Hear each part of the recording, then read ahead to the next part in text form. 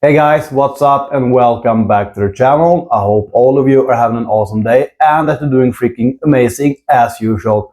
And yeah, I know again I haven't been posting anything for a while now and I really need to step up my game.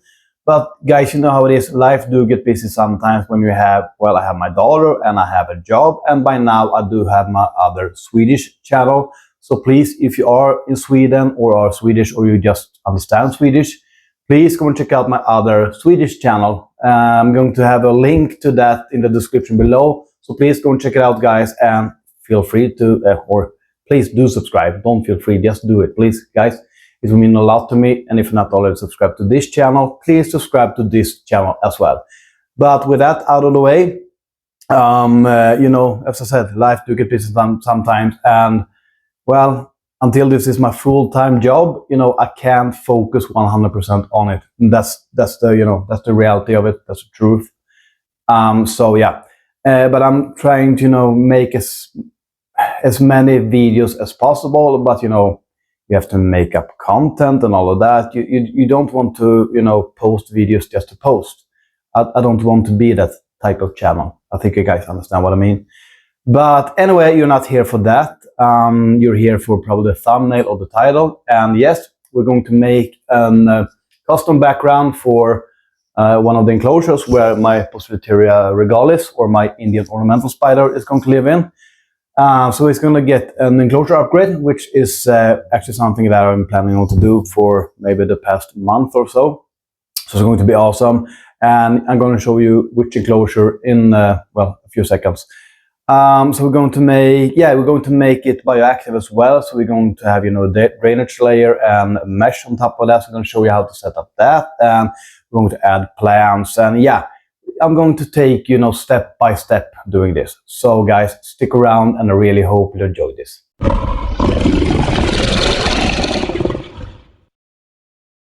Here is what we'll need, and of course, the enclosure, the most important thing. And you guys maybe recognize this enclosure. I wasn't sure what I was going to put in it, I think I said, but well, now I know. I'm going to put a spider in it. And yeah, so we need the enclosure and we need some hardscape. So we're going to use cork bark, a few pieces. So I'm going to show you how to do a layout and all that. And then for the background, we also need substrate. That is going to be moist. I'll tell you guys why. And then we have moss. I want to use for the background as well, and also for the substrate, of course. And now you may be wondering, well, how are we going to attach this to the back of the enclosure? Well, first of all, what I did was that I actually went ahead and did this actually over a week ago now. But this on the background here, I have, you know, taken silicone and smeared it out, just so you know the thing I'm going to use for background is going to adhere easier. And I'm going to use Gorilla Glue for that. And yeah, you can also use, you know, like spray foam, but I'm going to use this method, Gorilla Glue, which actually is the same method I've used for the morning gecko enclosure.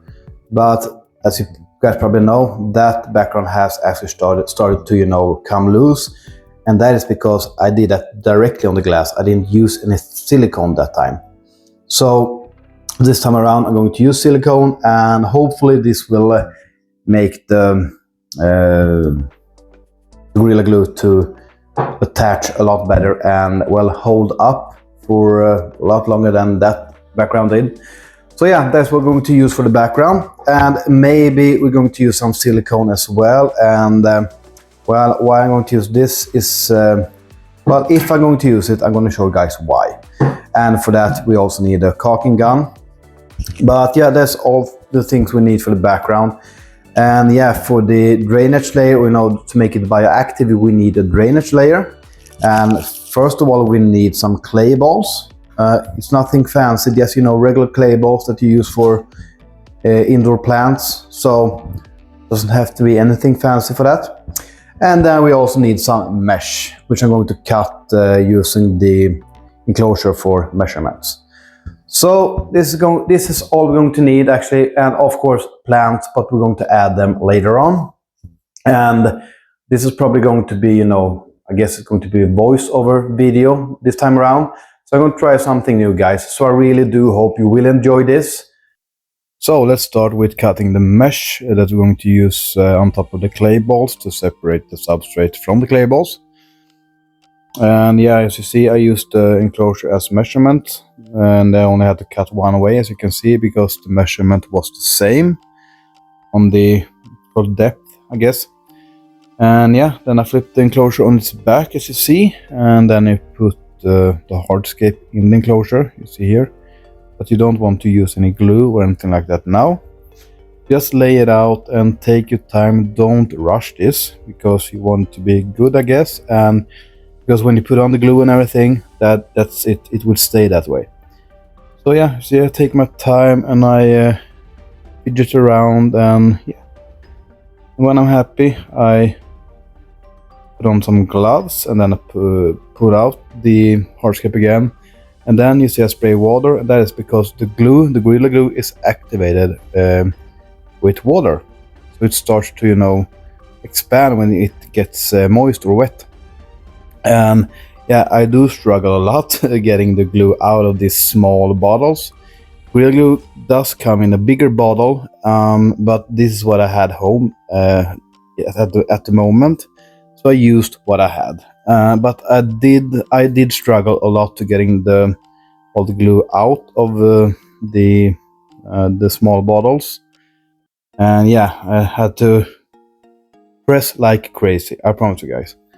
But here you can see I want to cover as much as possible, and I did had to cut the bottle a little bit open.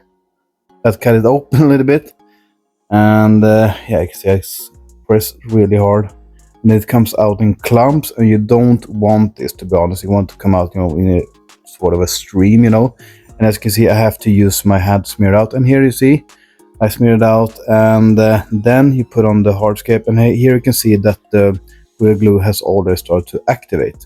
And you see I put on the substrate, and make sure that you press down the substrate and the hardscape, so it really attached to the Gorilla Glue. And then you see you want to use more substrate than you need, because if the Gorilla Glue gets through the substrate, you want it to be covered, if that makes sense. But yeah, and then while you're doing this, you want to press down as well, because the Gorilla Glue does expand, just like a spray foam. Not as much, but it does expand quite a bit. And here you can see the moss. I actually forgot to put the moss in the substrate, so I tried to do it this way instead, and it worked okay, actually. And yeah, then I put on some rocks, to keep it down, because it do expand, as I said. So this helps it, stay down a little bit more. And then I use silicone on the edge of the cork here, you see, just to make it attached a little bit more. And then I put on substrate on this just to cover it. And I did the same with the cork on the other side of the enclosure as well. But I didn't film that. And then I see you just have to adjust a little bit, but just make sure, if you have to adjust, make sure that you press it down again, so you know that it attaches to the Gorilla Glue. So now it's maybe an hour, 1.5 hours later. Now we're going to flip the enclosure back up on its right side, so to say.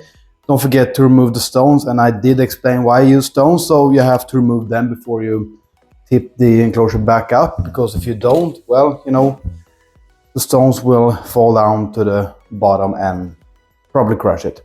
But fingers crossed now that this will hold, because I'm not sure if this is going to be good. So we flip up the enclosure like this, and hopefully it will stay. So far so good.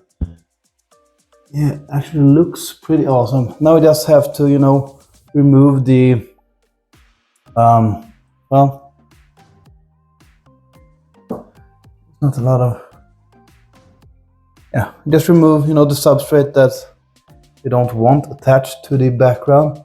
Actually, this turned out pretty Good, guys. I wasn't so sure because I wasn't sure that I was using enough of the Gorilla Glue. Now you see this will disappear, you know, with the drainage layer and the substrate and all that. But yeah, can you see that? Here guys go. Actually, this turned out pretty awesome, if I may say so. Well, enough from that guy now. We had nothing more interesting to say, I promise, guys. So here you see I start with the clay balls, putting them in the enclosure. And you want at least half an inch to an inch before you put on the mesh. And you can see I think I put in a little bit more than an inch, to be honest. And yeah, here you have the mesh, and as you can see, and as you will see, the mesh is a little bit bigger than it needs to be, but that's actually better. And you want to make sure that it covers the entire bottom.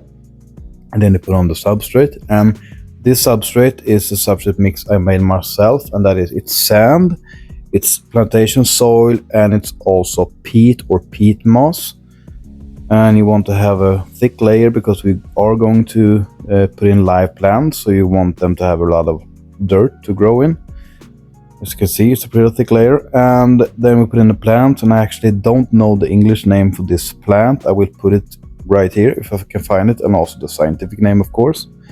But it's some type of grass. That's all I know about it, and it does really well in tropical environments.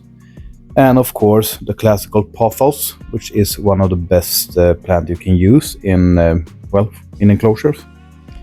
And I actually have 3 of them that I put in. Actually, I have trimmed this down from the morning gecko enclosure. So if you trim down your pothos from time to time, make sure that you save it, because you will always have free pothos, which is awesome.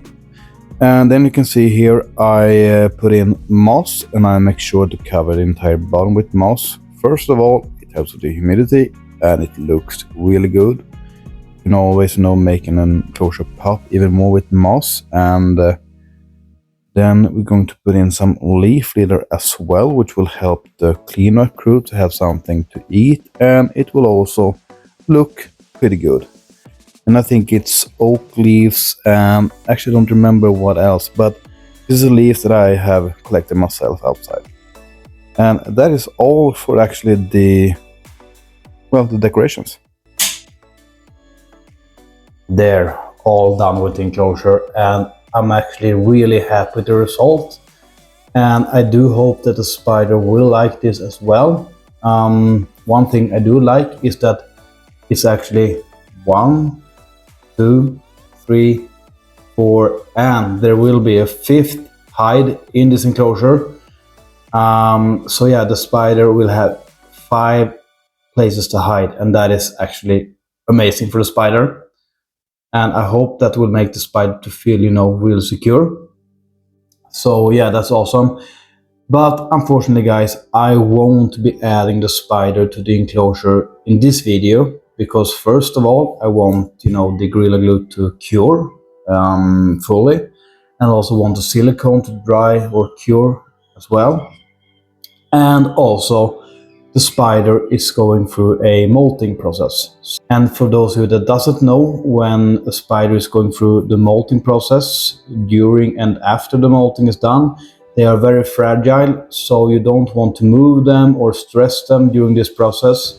So I maybe will be adding the spider to the enclosure. Well, I don't know when it's going to molt, but within 1 or 2 weeks, I will be adding the spider to the enclosure, and I will film that. I don't know if it's going to be a long form video, but maybe a short or something. So you guys will be seeing that when I do it. So yeah, but this was more about, the process of making the background and how to do it and how to set up a bioactive enclosure. And yeah, I do know I haven't added any isopods or springtails, but I will add that today. But this was it for, the making of the background. So yeah, and I really do hope you guys learned something. I actually got this idea from Clint's Reptiles, from a video he made like 3 years ago, I think. I'm gonna put the card for that video right here, so you can go and check that out as well. Thank you guys so much for watching today's video. It means the world to me. And if you could please, subscribe, hit like, comment, and even share the video. That would make me so happy. And while you're at it, please go and check out my brother's channel as well at Tommy Serpents. We'll put his details down below in the description as usual. And as I said in the beginning of the video, if you are in Sweden, you understand Swedish or anything like that, please go and check out my Swedish channel as well at WESTBAY Reptiles Sverige. I will have a link to that channel as well in the description. So please go over there and subscribe and show me the support. It will mean a lot to me, guys. But for the moment, actually, I only have 2 videos there, but at least that's something.